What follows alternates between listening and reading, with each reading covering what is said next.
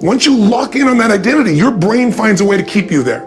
If you say, man, I'm overweight, I've always been overweight, I'm big boned, and that's the story you've got, then you're gonna always find a way to get back there. That's your settling point. That's your identity. That's where things lock in. If you see somebody who's in really great shape, you ask them, do you work out? You know the answer. Yes, how often? And they'll tell you 3 times, 4 times, 5 times a week, whatever. In a seminar, I'll ask people, who here works out at least 5 days a week? And I'm stand up. And you look around that room, and you know that they work out 5 times a week because you can see their body. You don't just get a result without some kind of action, without some form of ritual. Ritual meaning actions you do consistently. Now, do you think those people that are out there working out 5 days a week, do they have more time than you do? Or I have, or anybody else? Of course not. Is their life less busy? Of course not. It's just a must for them. They must work out that way, and they've made that turn and their life's changed. So I'm not saying you have to work out 5 days a week. I'm just saying whatever you really want, wants don't get met consistently. Standards do. Whatever you identify, this is who I am. And so it's not so much about changing your identity as there's expanding it.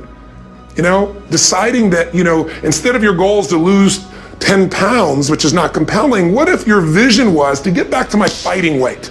This year, this month, this next 90 days, I'm gonna transform my body. I'm gonna take on a new challenge. I'm gonna find some technique or strategy, there's a million of them, that can reframe myself where I want to feel younger, stronger, more vibrant than ever before. Here's my reasons. Because I want the energy to really make my life work. Because it's tough out there and I want to be stronger than I've ever been before.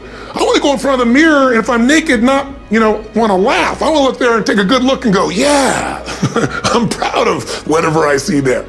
Whatever it takes, something's gonna make you laugh, smile, something's gonna tease yourself, but something's gonna move you to another level. If you identify yourself in a new way and you own that every day, and that becomes the standard of how you live, you'll find the way to make that standard real. Money's the same way. Think about it, it doesn't matter what's happening, quote unquote, in the marketplace. People that make money find a way to make money no matter what, don't they? I mean, most people's standard is to pay their bills.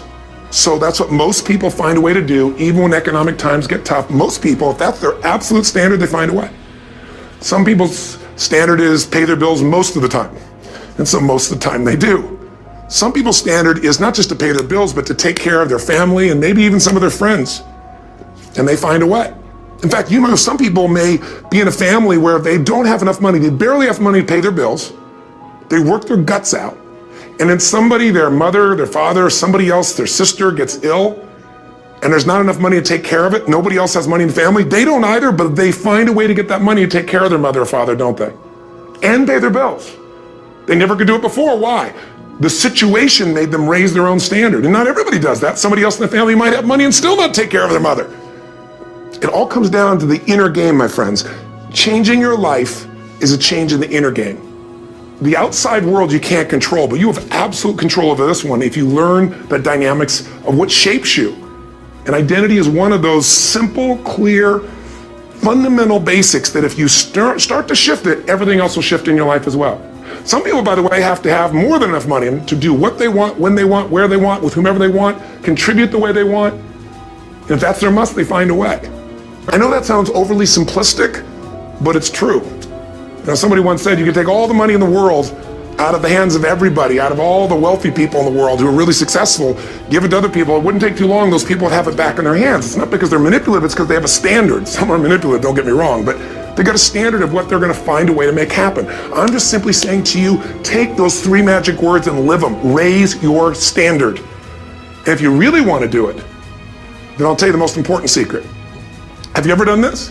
Have you ever told yourself you're raising your standard? Okay, I'm gonna go make this happen. I'm gonna go make this much money. I'm gonna transform my kids. I'm gonna create the ultimate relationship in my life. I'm gonna transform my body, whatever it is. And then you don't have strong enough reasons and you don't use it. You don't follow through. It's because you didn't back up your standards with what makes those standards real, and that's rituals. Rituals are where the power is. Whenever we do our Robbins results coaching, we say Robbins equals results, the way we get results with people, if you went to one of my seminars, you know what I do is I take these huge challenges you got and we break them down into little bite-sized steps. Little things you do each day that after you do them, you get so much momentum that it's easy to succeed. You're not overwhelmed. You have these victory day after day after day on little things. where you literally just condition your body and emotion with a couple little rituals. So it doesn't matter what's going on in your world, you feel that strength, and it's not fake, it's not some pump up, it's coming from inside you, and it works.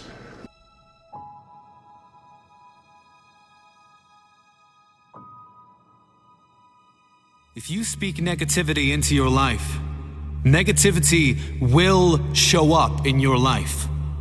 What you speak, believe, and feel, you will become. I am tired. I am stuck in a dead-end job. I am going nowhere.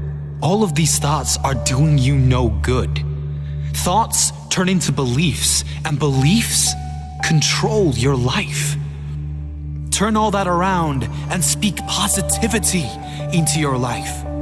The more you practice it, the more you will believe it. The more you believe it, the more it will become a part of your identity. And then you will start acting like a person that has those things. James Allen once said, "A man is literally what he thinks, his character being a complete sum of all his thoughts." Our thoughts create our destiny. I believe. I believe. I believe.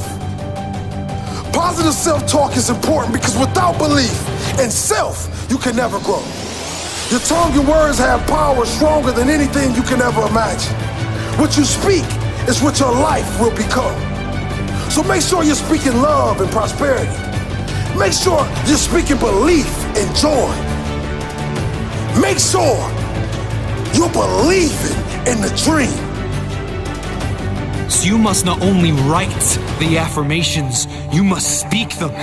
You must not only speak them, you must feel them as real with every fiber of your body.